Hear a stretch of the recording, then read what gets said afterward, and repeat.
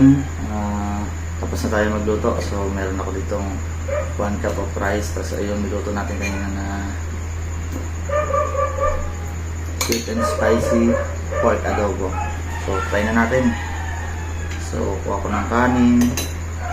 Tapos kukuha ko ng taba. Yan. Tapos meron ako ditong atsara. So yun, lalagyan natin siya. Yan. Tapos meron ako ditong onion leaves. Ayan. So yun, the perfect bite.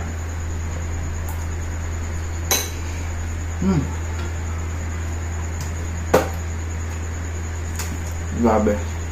Nag-aagaw yung yung anghang tamis, saka yung alat ng soy sauce. So ayun lang guys.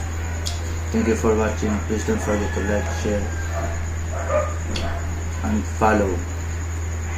Yun lang po. Bye bye.